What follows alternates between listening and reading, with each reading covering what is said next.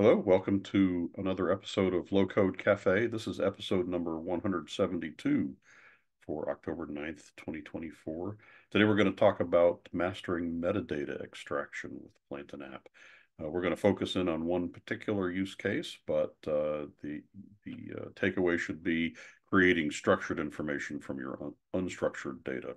We'll get into that in a minute. I am Dale Warner, head of support for Plantain app, joined today by Patrick Anderson, Technical Success Manager, as well as Bogdan Latescu, who is our CEO. We are this event is one that we do every Wednesday, every other Wednesday at 10 a.m. Central Time. We do this bi-weekly to educate the community on what we're doing and provide a hands-on low coding topic. We record all of these and put them on YouTube, so you can get to that youtube.com/plantainapp. Our agenda today, I'll do a brief segment on from the trenches of support, then going to turn it over to Bogdan, who will talk about Bazinga AI, which is part of our larger hands-on low coding topic. So I'll be leveraging Bazinga for this presentation. So that'll set the stage, and then we'll get right on into building out. Do engage with us. You can chat, you can run a question or raise your hand, get involved, and then at the end there's a feedback form. You can use that to let us know what we could do better or what we can do on another episode. Our next live webinar is scheduled for October 23rd, so you can check in on that one 2 weeks from today. All right, from the trenches of support, we are currently, we have released version 1.26 of Plantain app, and that was released on June 14. We're furiously working away at getting 1.27 out, and we'll be talking more about what you can expect to find with that. But one of the major deliverables for that is going to be our starter plan, where you can use a subset of Plantain app and accomplish a great deal. So that will come out with version 1.27. For 126, we have some hot fixes that are available, and I thought I'd take a minute to just go over those. There's really two main areas, and probably the easiest one. First, there's an app builder. There was a bug having to do with when you clone actions. You could clone an action in certain versions of if you encountered this is something worth installing. But if you clone an action, then as you're making changes to the cloned action, it was affecting the original action, which certainly not a desirable behavior. So we've cleaned that one up. And then the other two are strongly related. We've made a lot of changes in search. Previously, search was happening every 10 minutes, and it wasn't really within your control. So if you have search enabled, it was trying to re-index content every 10 minutes. After you install this, it goes to once per day, but it's doing that by way of an automation job. One automation job per behavior. So now you can control it. So if you want to keep the every 10-minute cadence, you can adjust the jobs to change it back to every 10 minutes. But we feel that's probably excessive for most cases. So this is more reasonable. So your new content coming into your website by default will now be indexed once a day. And it's under your control. Just adjust the job. So these two things go together. All the search ones are there. And then this is the release that makes it possible to manage these by way of automation. So as you create behaviors, automation jobs will just appear automatically, and you can adjust them or leave them alone. All right, so that's our hot fixes, and I'll close that out. Actually, I'm going to go ahead and I'm just going to go ahead and start the installation process on all these. To install, you just check them and say install, and yes.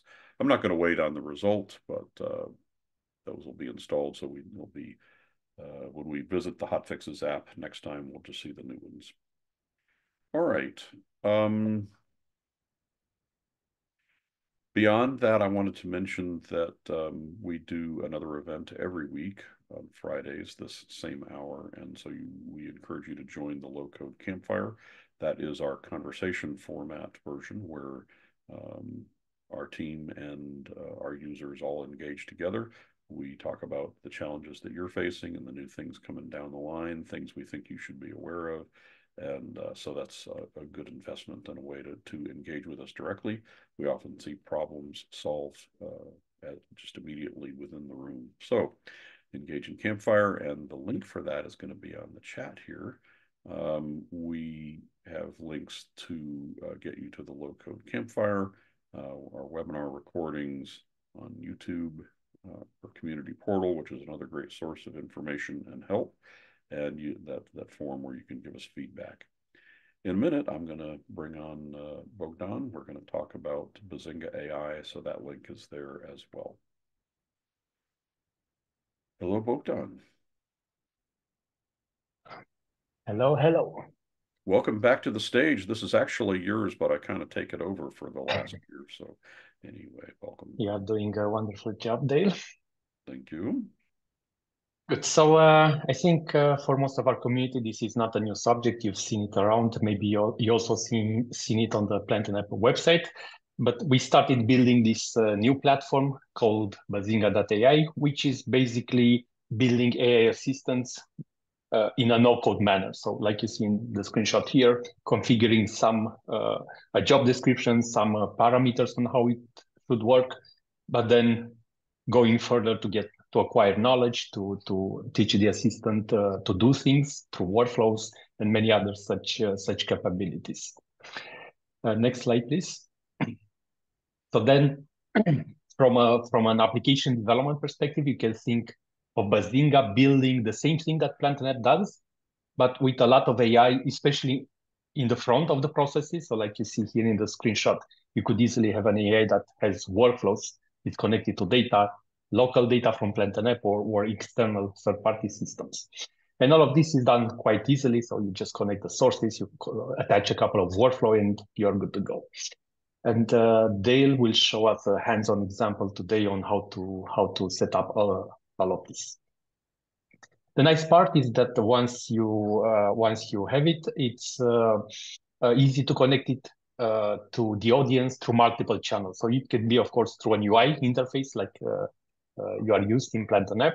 It could be a chat widget, so you can embed it on the website or just put it as a main chat interface on a website. You can integrate it via email, Teams, APIs. So same AI assistant can interact with the audiences across channels. So one of the areas where we see the greatest adoption right now, it's in the area of customer experiences, especially customer success, customer service. And this will be also the use case that one of the small use cases that is part of this that they will show us today. But where we see most of the traction is from accelerating onboarding and adoption by facilitating all the information in one place, all the steps in one place. Then the entire onboarding flows are streamlined. We see lots of benefits on the customer service, meaning responding to support tickets, classifying support tickets, extracting metadata like they will show us today that can end up being triggering some sort of logic, and extracting actionable insights.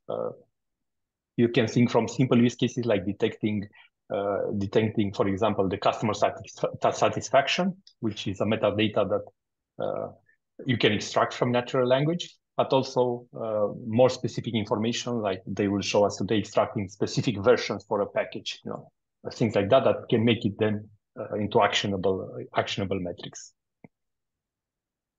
And there is a lot more to it.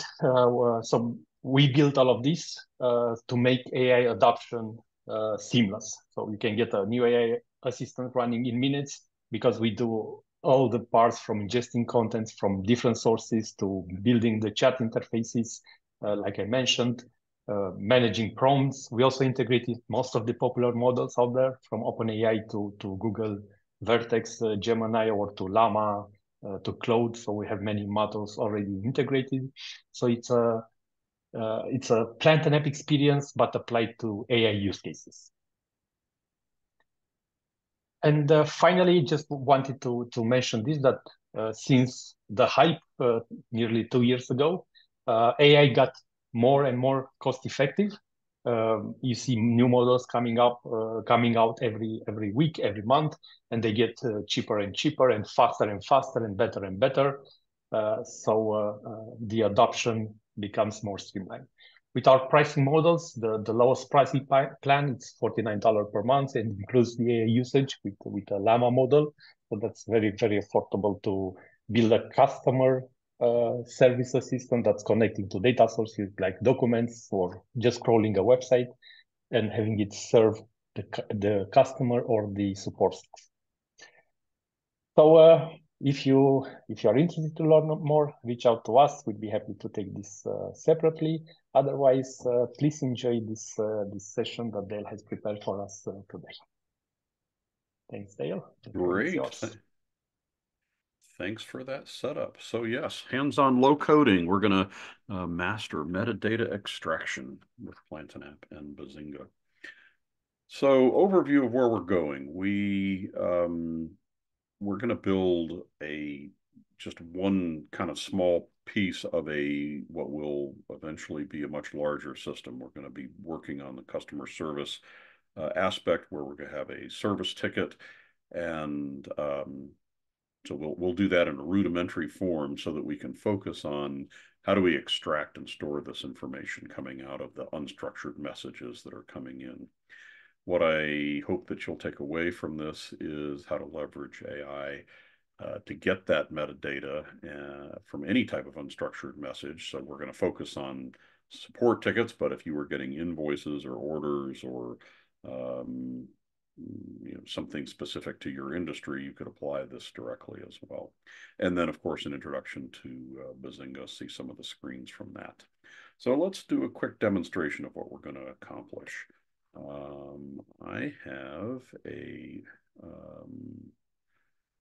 demonstration site here, and so this should be where we end up today. If we do a support case, and I'm sorry, I've got to grab a little copy and paste here. Well, I'll do it from right here. I have prepared a message coming in that we're going to simulate. So say somebody did a new support case, and I'm just going to call this test, but I'm going to paste some natural language in here into this. And so this is somebody talking about somebody trying to do something with Plantain App. And so we have that, and we just add it as a record into the system. We have these extra fields beyond the description that are the Plantain App version, the DNN version, what their customer satisfaction is, and the topic. And behind the scenes, Bazinga has provided us this information. It's pulled out of here that version 125.241 is the topic, that there is a DNN version 9.11.2 mentioned. They're satisfied with our support. We asked for a 1 or 2 word sense of their satisfaction. And then what's the topic? In this case, it's Plantain App software. We get other support tickets that maybe have to do with the hosting services. And so we want to just be able to route this intelligently. And so getting the topic. But this is where we're going to end up.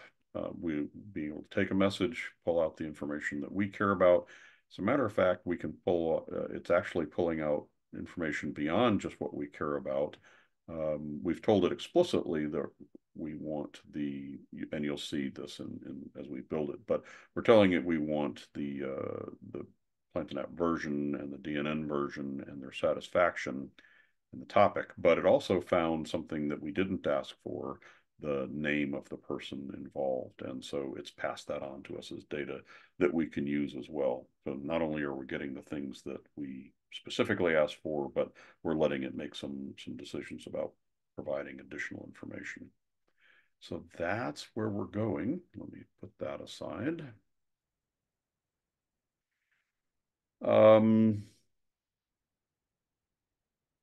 So the thing that did the work, I'm just going to introduce you to the tool first, which is our Bazinga assistant, which is extraction ED. I'm going to go on this is the Bazinga site, where we actually implement assistants.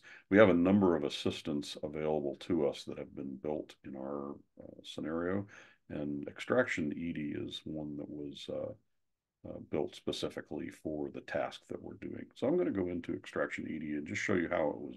Well, yeah, it's our no code thing, so I guess it is how it's built. We give it a little bit of instruction and away it goes. So this assistant has a job description and a greeting message. So the greeting message is, "Hi, I'm an AI that loves delving into," and so you can set this message to whatever you want. Uh, when people interact with it, they're going to come up with this is going to be the way that it starts out. So if, for example, you implemented this chat widget on your website, this is how it would start out. But the job that it's actually doing is something that I've been working on here over these last 2 days. This is giving a kind of a detailed job description of exactly what I want it to do. I want it to create a JSON array, and I really only want a JSON array. So some of these instructions you'll see if you work with AI, AI does kind of what it thinks you want, and then as you refine the instructions, in this case, I refined it to say I don't need any kind of a wrapper. And then I start to tell it about us. We're talking about Plantain app. What I really want as a result is as a JSON array, and I'm going to tell it some things that I need specifically. But if this is where it picks up the additional information, the things that we don't, and I'm telling it exactly how I want to see those with a prefix of found. So with this little bit of no code setup in Bazinga, we have trained our assistant to do some, we told it what our objectives are. We've given it some general background information. We've told it very specifically the output format we need. And so we can test this out. This has nothing to do with any program, any development we're about to do today, but rather just using the chat widget, we can paste something here and ask it to do its job.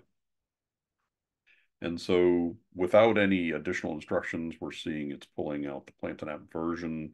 It saw a version and it got confused that that this is actually a DNN version. So you'll see us how we clean this up in a little while, but then we found a current date and all. So that's what it chose to pull out of it without any instructions.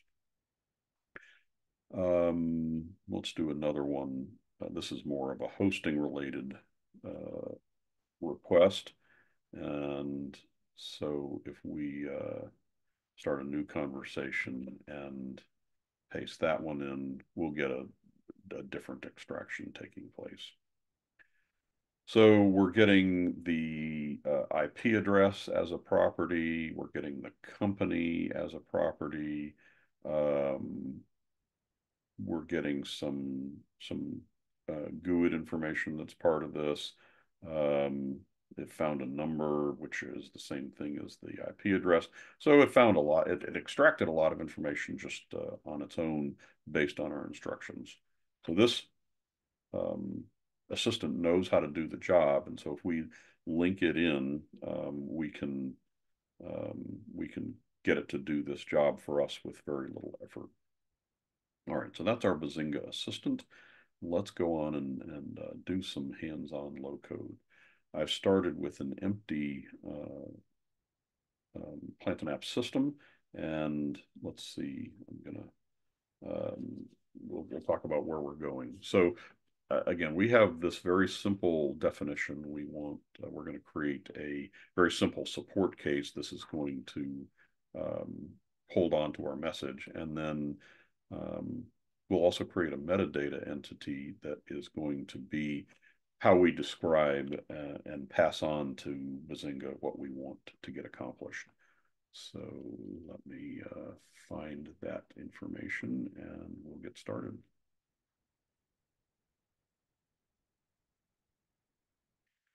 The first entity that we want to define is a support case. We do this on our configuration screen in entities.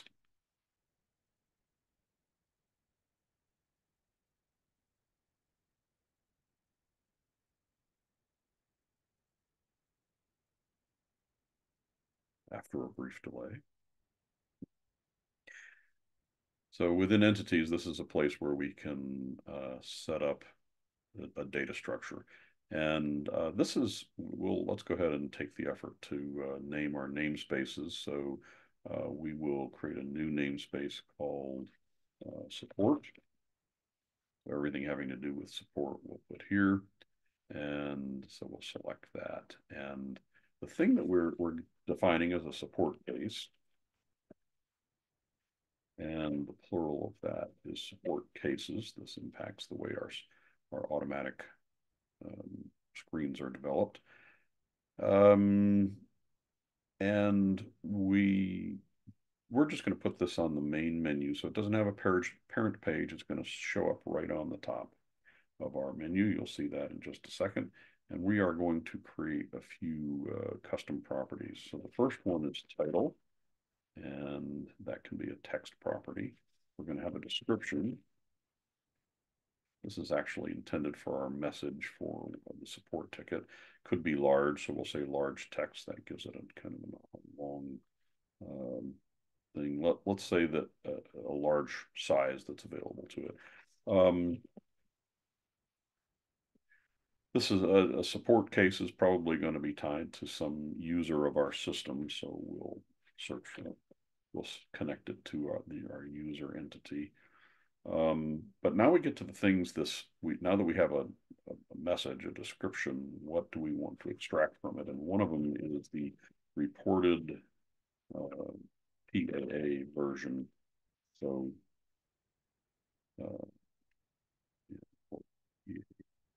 version. And this is just going to be a piece of text that we extract. In the same way, we want to get the reported DNN version. So I'm going to capture that as well, reported DNN version. So these will start out being empty, and then when as we extract them, they'll get filled in. And I also want to capture whatever comes back from the AI to capture that. And I'll just put that JSON in a large text so that we can look at it. Of all of these, we're going to make title be the thing that is hyperlinked. That's our hyperlink to being able to see all the detail.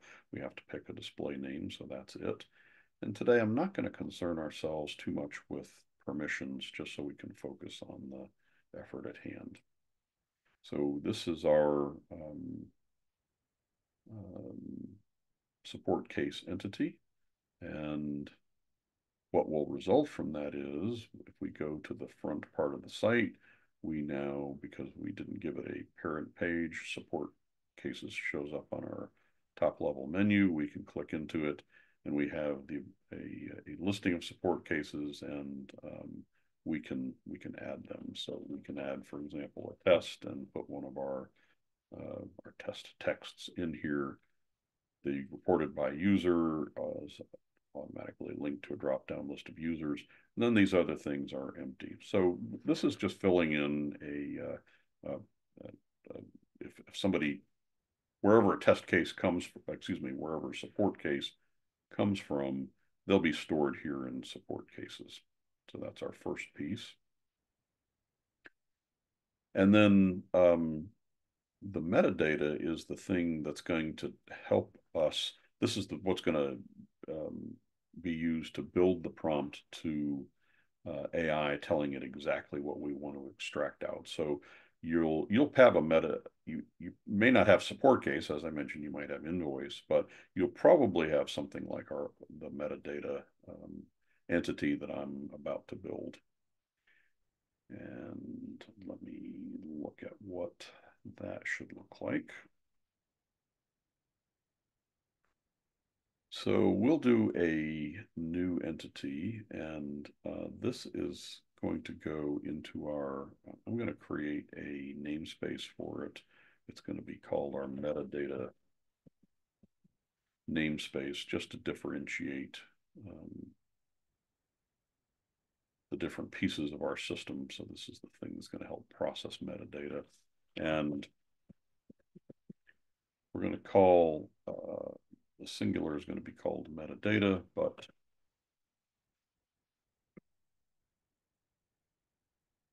we'll call our plural as metadata elements. I don't really need this on the top level menu, so I'm going to put it as a subordinate to support cases. Support cases will be our parent page so that we can get to it, but it's not in our way. In terms of custom properties, we'll have just a few. First of all, there will be a title, and that's going to be a text field. That's also going to be our display name. I'm going to have a property name field, and this can also just be a text. I'm going to keep track of whether I think this is something that's required. And the idea is that if a support case comes in and there's a piece of information that we always need, we'll flag that as required. And maybe we get sophisticated, and if a user opens a support case with information that we thought is required and missing, maybe we'll send them an email. So this we'll define as a Boolean. It's just a yes, no, is it required? And then we'll do a user prompt. User prompt will be the question that we ask if it's missing. So we'll be able to, in a nice controlled way, send an email saying, hey, I need the DNN version. But this is the key one, the extraction prompt. This is what we're going to use as a, make it be of a very long length. This will be the thing that we can provide very specific instructions to Bazinga to get us to extract the information that we need. Yeah, so that should do it. Again, we're not paying attention to permissions today, and so we'll save that.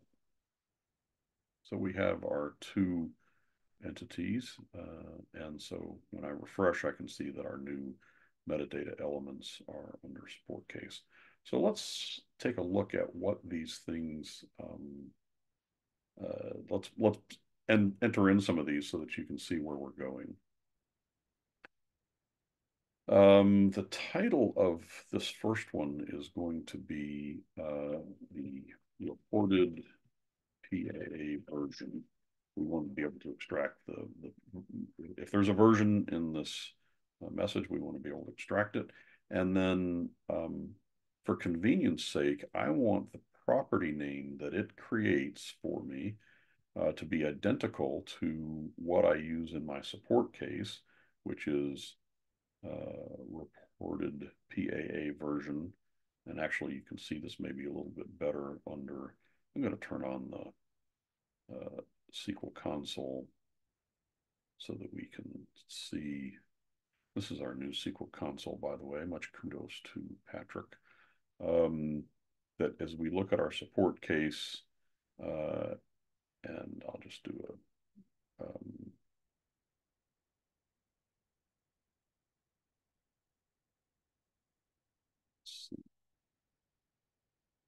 probably needed to install the hotfixes. So anyway, the reported PAA version, I'm going to copy it from here, but by the time it makes it into the database as a property in the database, it has no spaces. So reported PAA version is the our ultimate target for this thing, and that's what I'm going to use as the property name, because I'm going to rely on these lining up so that we can just automatically update regardless of what's coming back from the AI. I'm going to say that this is a property. If somebody's opening a ticket, I want to know what the PAA version is. And if they don't provide it, we're going to ask.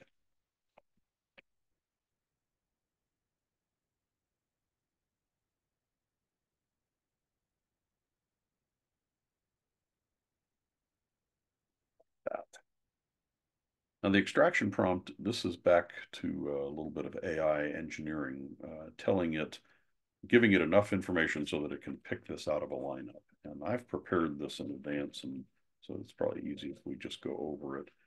Um, our version numbers they range from 1.xx, 1.26 is our current version.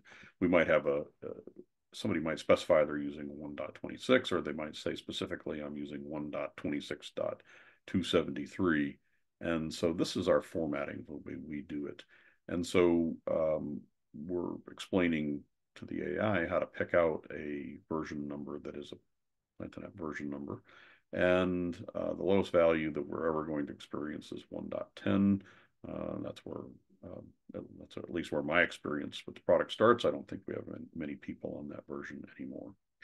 And then if it doesn't find the version, we just want it to come back as unknown.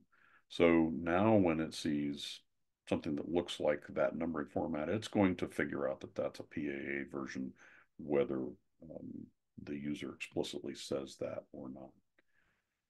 Another thing that we want to pull out is the reported DNN version. We can see this. Where is it? Reported DNN version is here. So we'll do that. Reported DNN version and the short version, excuse me, the actual property name in the table is this. This one is not required, but if we were to ever ask the question, it would be something like, please tell us what this is. And then our instructions for this is now we tell it how to pick out a DNN version. And so the DNN versions are in the format that look like this, but it begins with 9. And common values are 911, 913. And if it can't pick it out again, we want it to just say unknown. So this is going to give us the instructions that we need to be able to do the extraction. All right. So this gets us through our first, our two entities. That's all we're going to be doing today. If anyone has any questions about what that looks like, what we've done so far, I can take questions along the way. Patrick will bring them to my attention. So where do we go from here? Well, we're going to use Bazinga AI to extract that. And so let's go over our plan. From that metadata that we just created, I want to build a prompt that I can send to AI that says, hey, go get me this data, together with what we've already taught Extraction Edie, our AI assistant, to do, telling it these specific things that we need out of it. That's what we need to do. So we need to build up that prompt. Then once we have the prompt, we're going to send a message to Bazinga and get the extraction JSON. So that's going to be the answer we get back from Bazinga. And the final thing that we want to do then is connect the support case to that logic so that every time we get a support case, we can just run this extraction, get the JSON, and apply the JSON back onto it. So that's generally where we're going. So now that's going to turn into building some workflows, and so we'll spend the next few minutes building these workflows. The first one is the get metadata extraction prompt. That's the thing that's going to build the prompt. So we will, this is the name of the workflow, and so we'll go ahead and start building that. So we'll do a new workflow. This is part of our metadata work, so I'm going to pick the namespace and select, and we'll give it the name, get the metadata extraction prompt. What does this look like?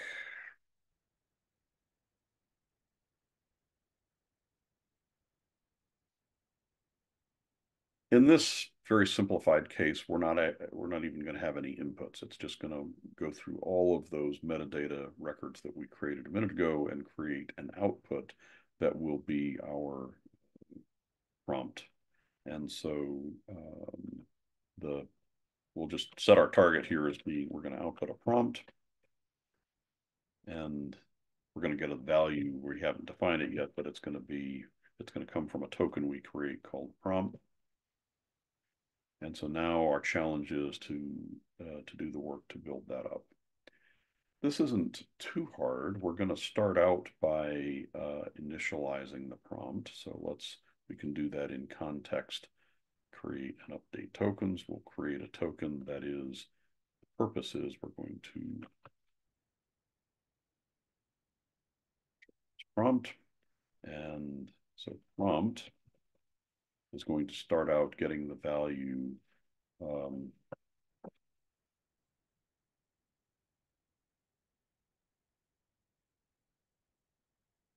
I'm going to append all of I'm going to start with this. The specific elements I need are, again, this is an instruction to Bazinga.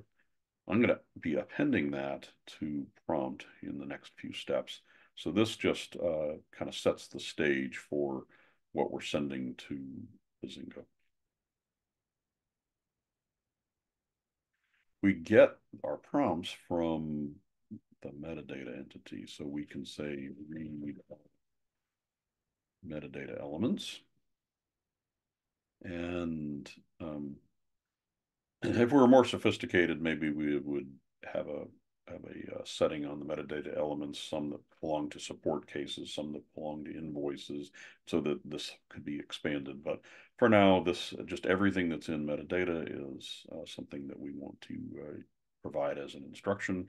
And we're not going to do anything more than just get this and output it to the metadata list. So this is a list that comes out. This gets all our metadata records, and save that. And then when we have a list like that, we can use the for each. That's a list and objects item, execute actions for each list entry. And I like to just say for each metadata list entry, it makes it clearer at the top level what we're doing there. And so as we get each one of these records, and again, the list we're paying attention to, this is a comment up here, but this is actually controlling. It's going to look at the metadata list we just came up with. And now we can add actions that will expand the prompt. And so let's figure out what we want to do. This is going to be a create and update tokens that is going to work with that prompt that we've already got started. So whatever the value of prompt is already, it will continue to have that, and then we're going to add on to the end of it. And so we'll say something like this: for property name, and then we're going to get the name from metadata list, and the I'm going to switch to another screen here so that you can follow along. In our data, we have metadata, and we have an item called property name. So property name is the thing that we want to do here. So it'll say for property name this, and again, so that you can follow along, let's look at the data as well. So for property name called reported PAA version, that's the value that we're going to get here, reported PAA version.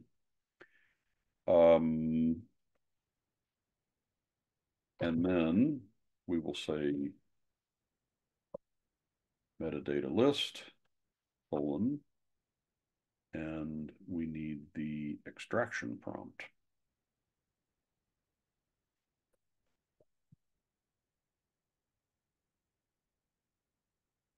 So our prompt is just going to keep expanding with this information coming from metadata. And that's it. We might do a couple of extra things here. yeah, we'll do a little bit more, but let's see where we are so far. We save and test this, we run it, and so now what we get is the specific elements I need are for reported PAA versions are, and if it's not in the message, return unknown, and then we have another property. So everything that we define in the metadata is here, building up in a prompt that we're going to send off to Bazinga. Um,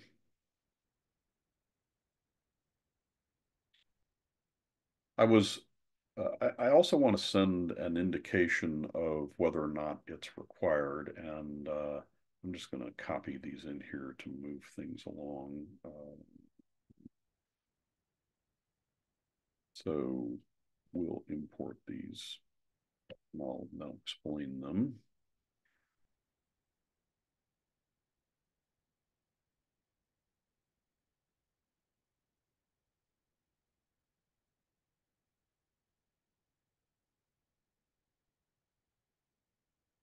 Coming from my prepared presentation.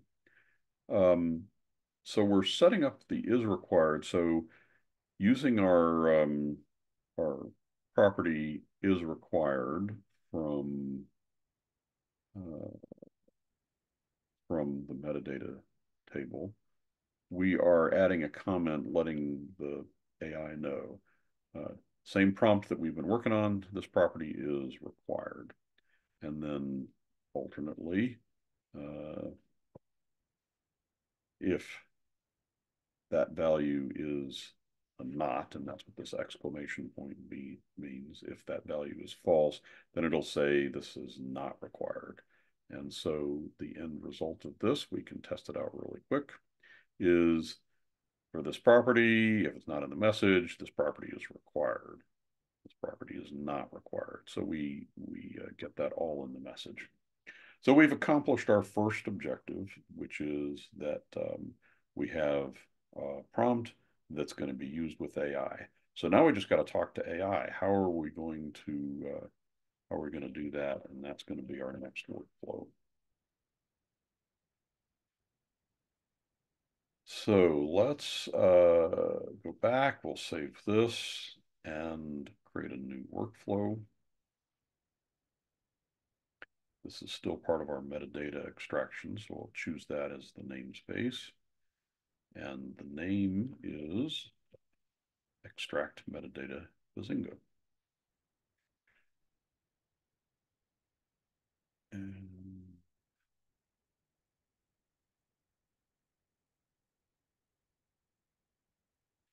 this is going to have one input. It's going to be a message. And this can be a large text. But the idea is you can send any message at all. This is the text that we need to interpret, and we're going to send this off to Bazinga, and we're going to get an answer back. So the answer that we want back is going to be the response. And I'm going to call it response JSON. And that is going to come from, we're going to end up creating a token here in a minute that's going to be response JSON. So we can, we got one input, a message, one output. We're going to get back some JSON, and we're going to get Bazinga to do the work for us. So how do we do that? We're going to end up calling Bazinga by way of a server request action. But before we can do that, we've got to set up all the things that Bazinga needs. It's not a lot, but we got to get it done. One of them is Bazinga requires a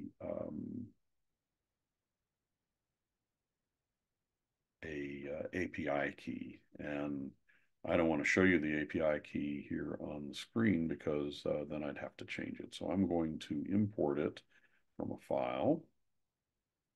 This is just a create update tokens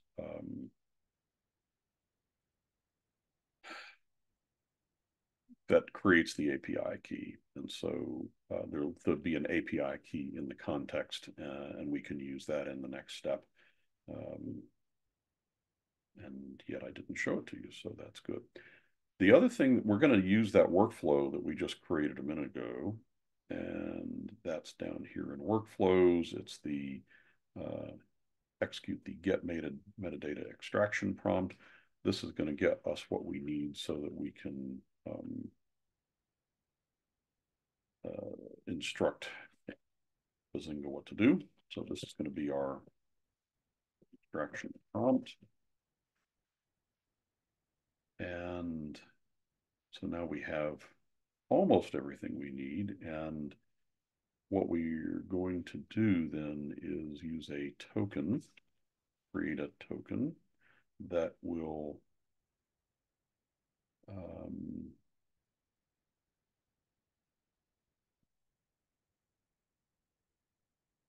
create a thing called user message. And user message is going to be get the value of the extraction prompt, whatever we came up with in that other workflow, and then we're going to tell it what message we want it to decode. And so this again is a little bit of trial and error with the AI. I'm saying the message that we want to do is message, whatever our input was. And the AI that I'm using happens to pay attention very nicely to using the tilde as a as kind of a marker to say, hey, this is the message. So at the end, what user message just is everything we need to tell the AI about our metadata, and then message itself. All right. Two more steps and we're done. We need to create something that's going to be used with Bazinga to give it all of its instructions. We don't do this, don't show this one often enough. So this is probably going to be useful to you in the future.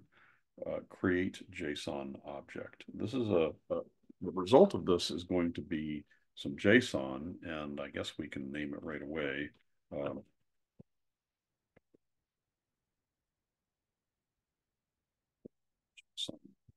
Oops. Patrick, you're supposed to stop me when I do that. JSON parameter is the output of this thing. What are the inputs? Well, we're going to included in this, we're going to do something called assistant, where we provide a name of the assistant that we want it to do. It's actually a GUID to the assistant. Bazinga has a nice long GUID, and if we look back here at our Bazinga assistant, we can see it's 1D543, and that's what, oh, maybe yeah, let's, I skipped 1DA, 1D, and so 1DA, 1D. This is the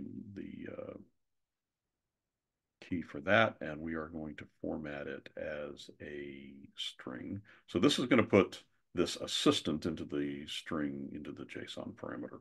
And we'll display this so you can see it all at work. Other things that we want to do is we want to, Bazinga requires a message. That's what it's expecting, and we're going to provide that user message that we just created.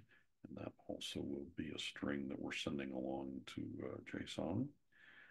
We need two more things. The API key, that's something that that's that one that I created but didn't show you, and it's called API key. And this is also a string.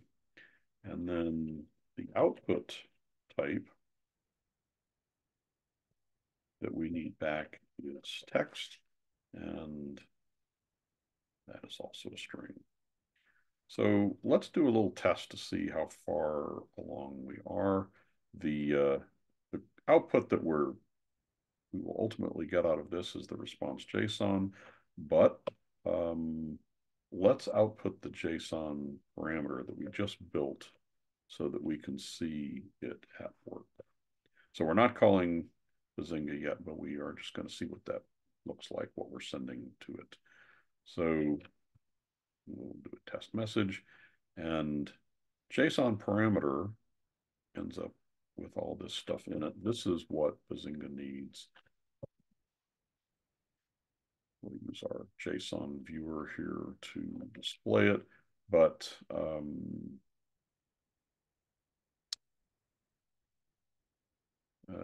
yeah.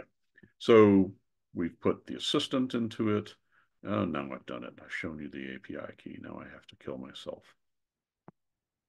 No, I have to change the API key. So we have the message that we're sending. It's got all the instructions to the API, plus the message that we're sending, which was just a test here, and then telling it that we want text. Okay. I outsmarted myself. What can I tell you?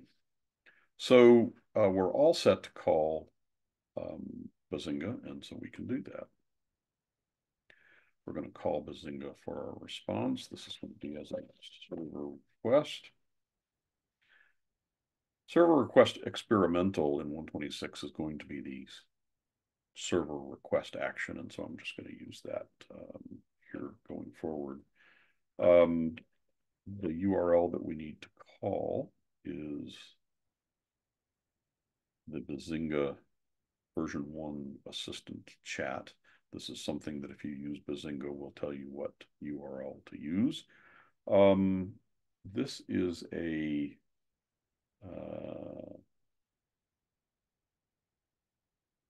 hmm.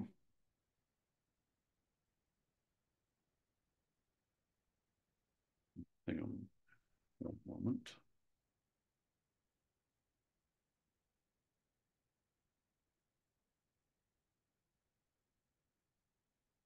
Sure, I'm doing the right things here. Yep. So what we're going to be doing is a post action to this address, and the thing that we're sending to it, not this default stuff, but rather the JSON parameter that we've built up. That's what we're going to send to it. So we just send that thing to it, and then we got to tell it a couple of things. From a header standpoint, we need to let it know that we're talking about JSON. It's a pretty standard header to tell it we're talking about JSON. And then the response that we want, that's going to be the output token, is response JSON. So, oh, and we'll save that. So if it calls it with the message that we've given it to it, response JSON is going to be what comes out, and we're going to display it right here. We don't need this anymore, so I'm going to get rid of it. So let's save and test this, and we'll actually test it with a with one of the messages that I was testing with earlier. Yeah, this one should be fine.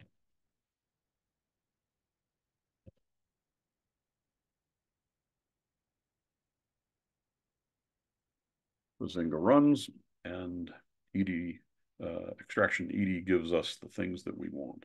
So it found a there was no PAA version in this, and it found didn't find the DNN version, which that's a little bit of a mystery. Why it found this extra piece of information, which was 961. It didn't recognize 961 as a version, so it got a little bit confused. Let's give it a more recent version, 9.10.2, and let's see if it does a better job.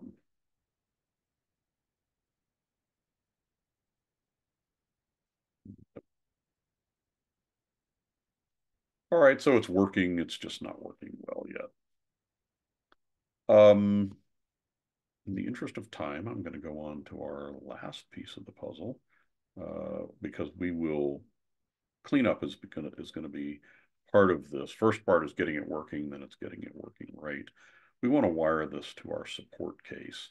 And so this is a workflow that we will do that says, I'm going to take a support case and I'm going to run this extraction. I'm going to get back my JSON and I'm going to do some work. So let's take a look at that last bit. Um,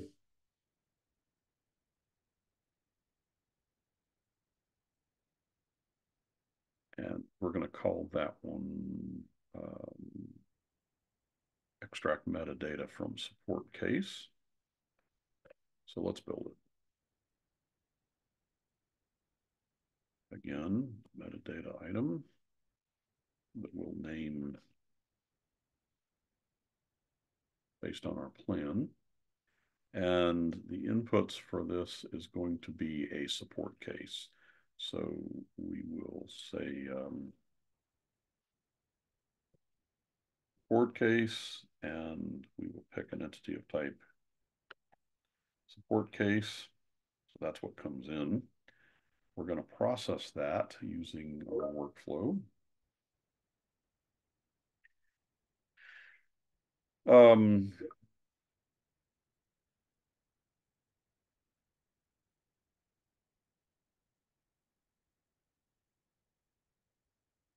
Created here a minute ago. Execute extract from Bazinga. The message that we want to do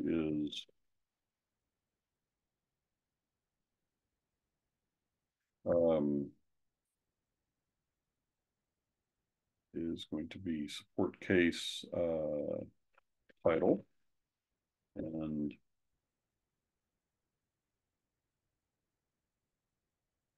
remember, we said that any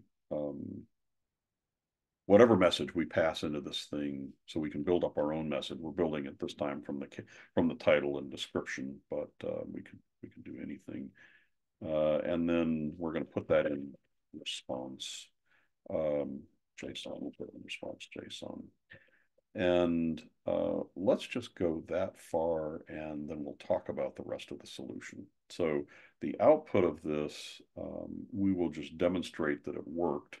And so we will output response JSON here.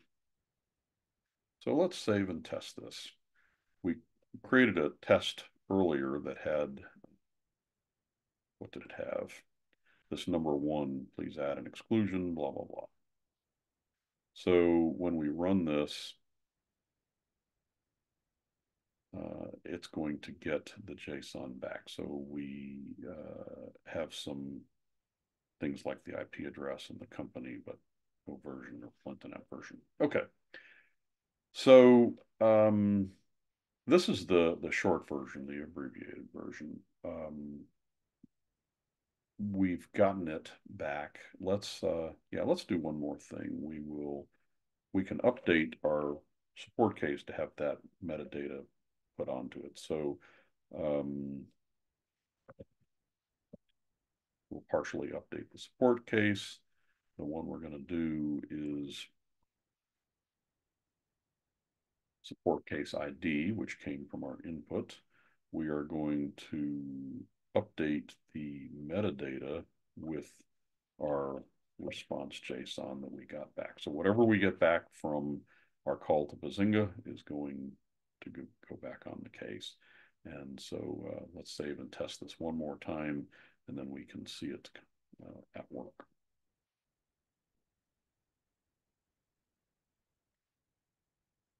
So now when we look at our support case, it ran and we get our metadata back. And so now we can start to do something with it.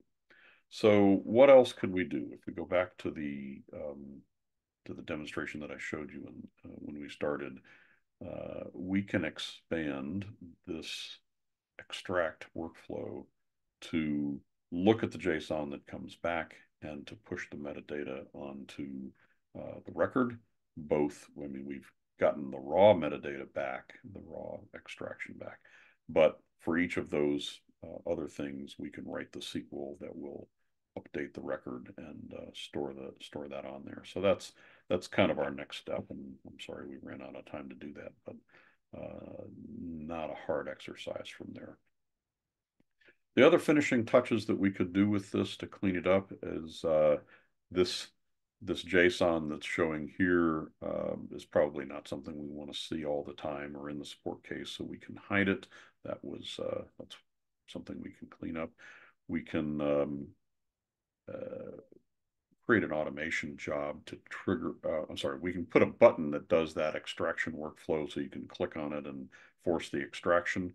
That would be as we tuned the instructions so that it knows exactly what to look for out of our data. We could change our metadata table to give it better instructions, and then um, at each time as we tune the instructions, you can try the extract again and then verify that you're actually keep going until you get the data that you want out of it. Um, and then if we once we do that, getting that to refresh automatically as well. There's some so we kind of talked about you can start adding more metadata. We could extract the topic from the message, or maybe their satisfaction or anger, emotion level, because sometimes people get angry when they're doing a support ticket, and so maybe we want to pay special attention to people who have already gotten angry or upset. But then, yeah, just a cycle of improving those metadata instructions. And the last one that I wanted to just mention is that Bazinga, you can give Bazinga knowledge. And so while we did the very simplest setup of um, an assistant, there is this category called knowledge, and you can teach Bazinga things like what a DNN version looks like. In our case, we would say teach it what a DNN version looks like, what a Plantain app version looks like, what constitutes a software related support case versus a hardware related hosting case. You could provide all this knowledge in advance so that your prompting in your metadata gets simpler and simpler. Instead of having to explain exactly how to extract a DNN version, you could instead teach your um, your assistant how to do that, and then it's more in Bazinga and less in your code, and so it becomes a more of a no-code thing. So that's part of what Bazinga gives you the ability to teach it, and you can teach it with these individual pieces of information, which I was talking about, but also you can teach it with vast information like let's scan my whole website, and it can become an expert on what you present to the clients. Okay.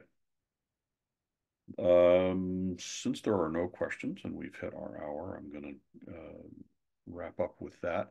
We hope that you've learned both a little bit about the tool Bazinga AI so that you can find a spot for that in your applications, but then also specifically how to leverage the tools that are within Plantain App so that you can extract data. I suspect I have a very urgent ticket going on, so we see some lots of chat going on there, so I'll get on to that. We will have another great episode for you 2 weeks from now. So thank you for attending, spending your hour with us. We will see you then. Thanks.